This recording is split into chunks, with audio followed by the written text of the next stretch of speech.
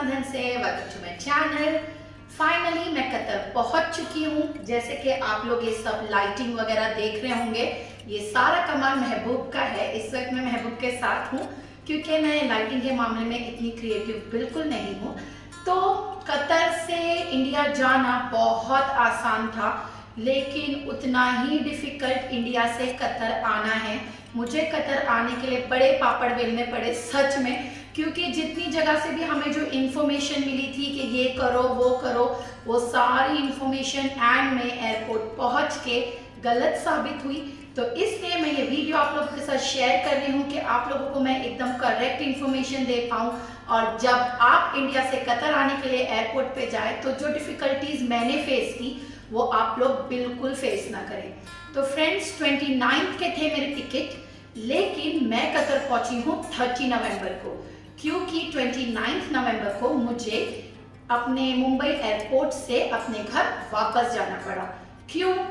अब इसके लिए तो आप लोगों को ये वीडियो पूरा देखना होगा। और आगे बढ़ने से पहले अगर आप मेरे चैनल पे न्यू हो और आपने अभी तक मेरा चैनल सब्सक्राइब नहीं किया है तो फटाफट इसे सब्सक्राइब कर लीजिए और बेल बटन दबाना बिल्कुल मत भूलना। ओके, तो चलिए अब हम बढ़ते हैं आगे।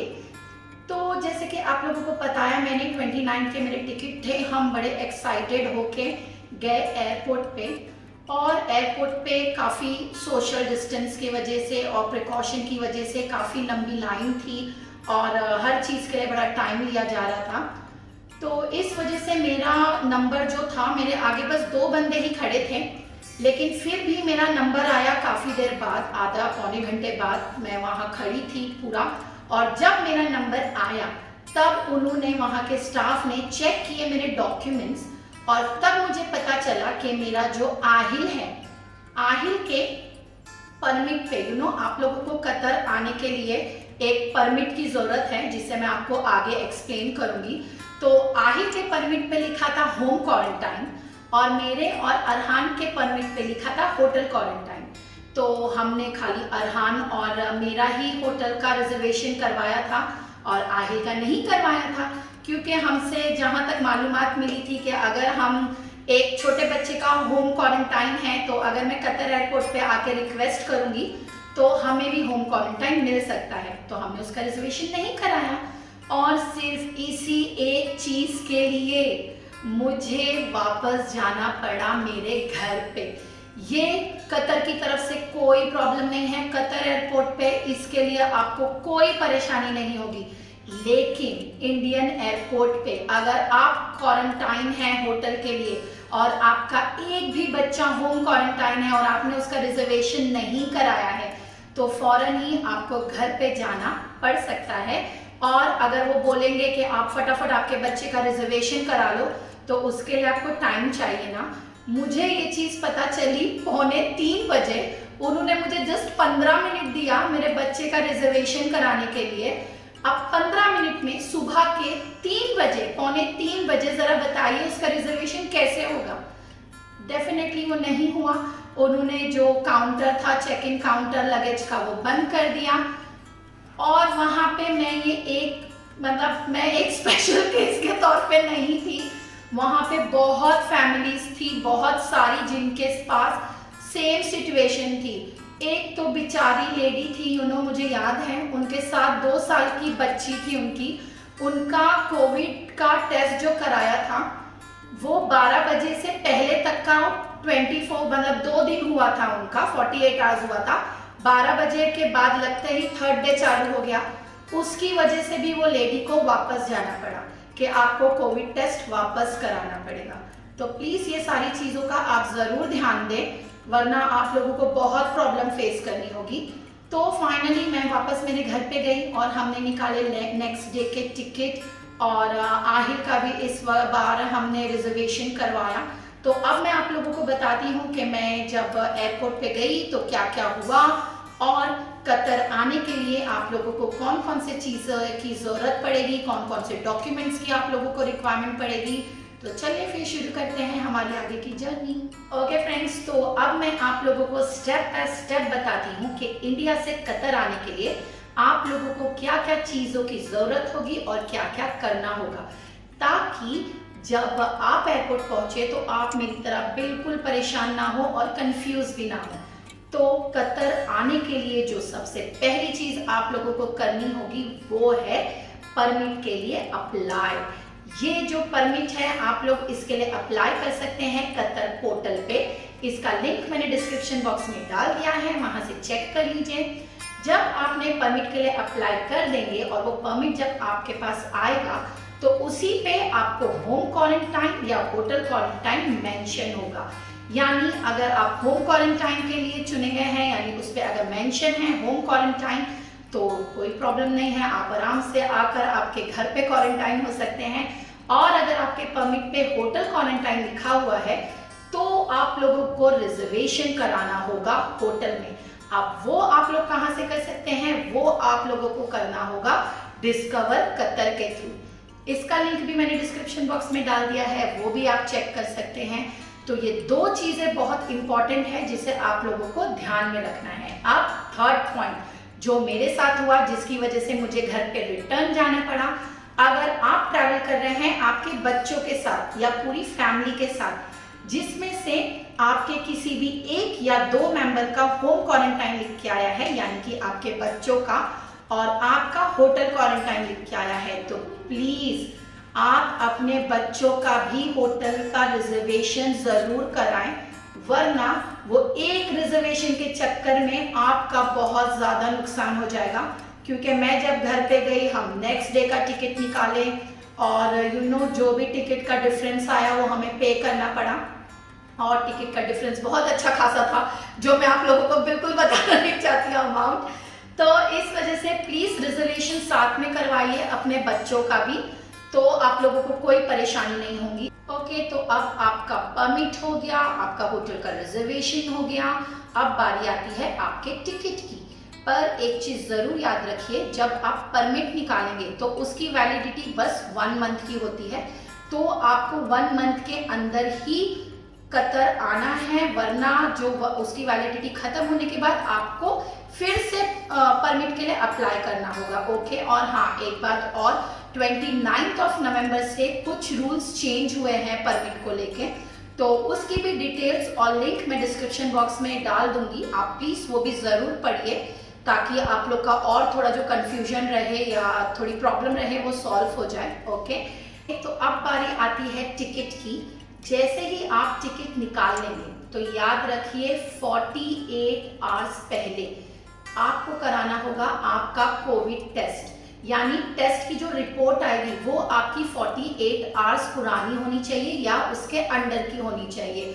याद रखें, जब आप फोन करेंगे या किसी से पूछेंगे ना तो आपको कोई 90 आवर्स बताएगा, कोई 3 दिन बताएगा, लेकिन ऐसा कुछ नहीं है। एयरपोर्ट पे मैंने जैसे आप लोगों को स्टार्टिंग में भी बताया, एक लेडी का 12 बजे 48 आवर्स खत्म हो रहा था, वो क्योंकि हमारी मॉर्निंग 4 o'clock की फ्लाइट थी, 12 बजे के बाद से थर्ड डे लग रहा था, फिर भी वो लेडी को अपने घर पे वापस जाना पड़ा क्योंकि उनकी जो कोविड रिपोर्ट थी उसको तीसरा दिन लग गया था। तो आपकी जो रिपोर्ट है वो 48 आवर्स के अंदर की ही होनी चाहिए।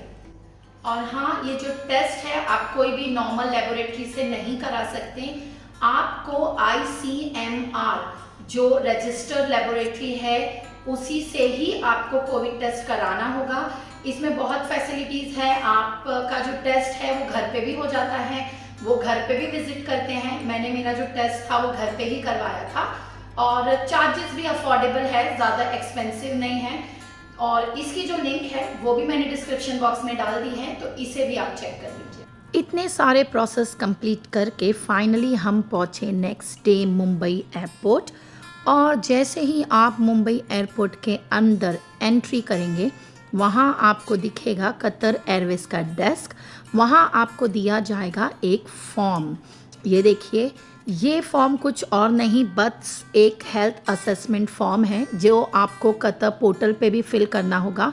इसमें बस आपको कुछ बीमारी तो नहीं है, कहीं ट्रैवल तो नहीं किए, वो बताना है। उसके बाद आपको जाना होगा लगेज काउंटर पे, वहाँ चेक होंगे आपके पूरे डॉक्यूमेंट्स।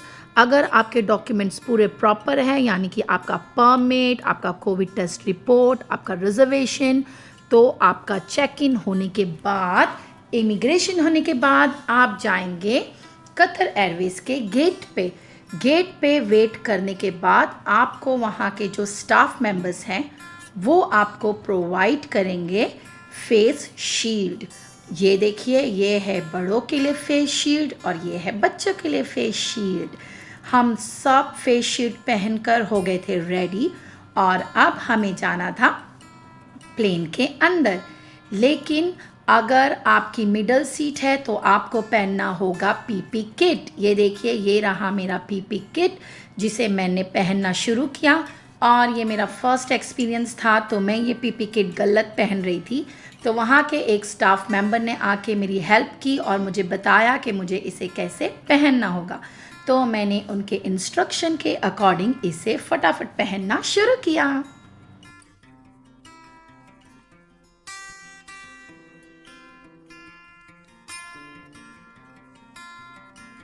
फाइनली पीपी किट पहन के हम गए प्लेन के अंदर और वहाँ प्रिकॉशन का पूरा ख्याल रखा गया था। हर रो में बस 2 जन बैठे थे। मिडल सीट मोस्टली एम्प्टी थी। अगर मिडल सीट पे कोई बैठा है तो जैसे मैंने आपको बताया पीपी किट उन्हें दिया जा रहा था और उन्हें पीपी किट पहन के बैठना है। पूरी तरीके से सेटल डाउन होने के बाद आप लोगों को प्रोवाइड किया जाएगा प्रोटेक्टिव किट।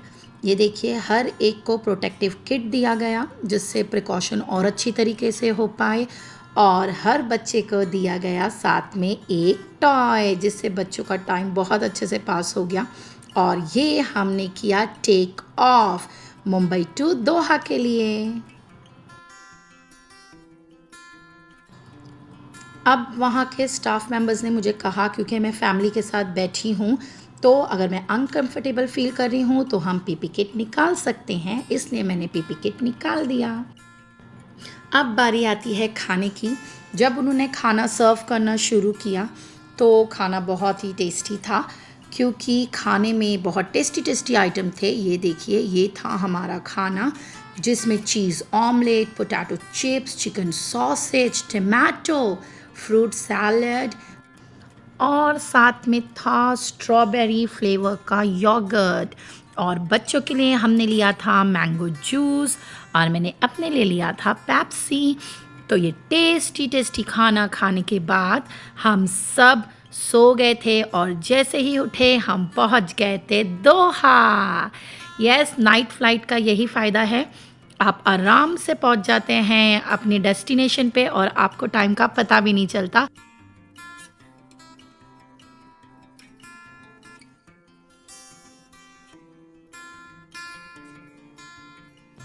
दोहा एयरपोर्ट पे पहुंचने के बाद जैसे ही आप आगे जाएंगे आपको दिखेगा ये एक डेस्क।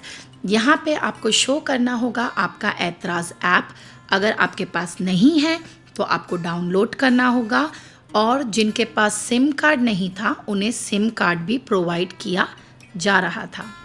अब कतर आने के बाद कतर एयरपोर्ट पे आप लोगों को बिल्कुल परेशानी नहीं होगी। वहाँ बहुत हेल्प मिलेगी आप लोगों को। अगर आप लोगों को कोई भी कंफ्यूजन है आप एयरपोर्ट स्टाफ से, कतर एयरवेज के स्टाफ से कंसर्न कर सकते हैं, डिस्कस कर सकते हैं। लेकिन फिर भी मैं आप लोगों को और ज़्यादा अच्छे से इंफॉर्मेशन देती हूँ। तो फिर सुनिए, जैसे कि मैंने कतर एयरपोर्ट पे लैंड किया तो मेरा और अरहान का होटल क्वारंटाइन था और आहिल का था होम क्वारंटाइन। तो जब हम प्लेन के बाहर निकलते हैं तो इधर एक लगेज इमिग्रेशन से पहले उन्होंने एक डेस्क बनाई हुई है जिसका फुटेज मेरे पास नहीं है क्योंकि वहाँ बहुत स्ट्रिक्ट था।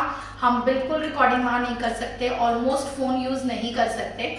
तो वो डेस्क पे आपको जाना होगा। जब वो चेक करेंगे और आपका देखेंगे कि आपका एक बेबी का होम क्वारंटाइन है तो आपको उनसे रिक्वेस्ट करनी होगी तो प्लीज़ मुझे भी होम क्वारंटाइन दे दे, जैसे मैंने रिक्वेस्ट की थी।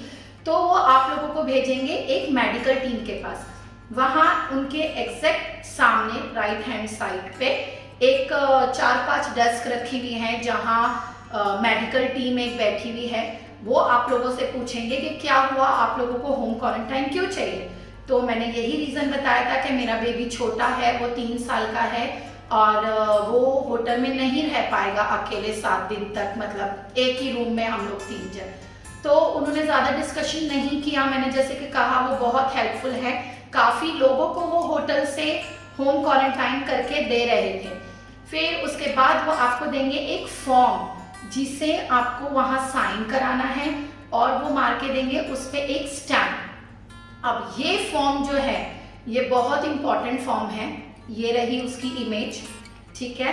ये होम क्वारंटाइन का फॉर्म है। इसके थ्रू आप जो आपका रिजर्वेशन है होटल का रिजर्वेशन, उसके रिफंड के लिए अप्लाई कर सकते हैं आप। और ये फॉर्म मैं वाकई में भूल गई थी एयरपोर्ट पे, क्योंकि इमिग्रेशन वाले ये वापस से फॉर्म चेक करेंगे और उन्होंने मुझे चेक करने के बाद ये फॉर्म रिटर्न नहीं किया।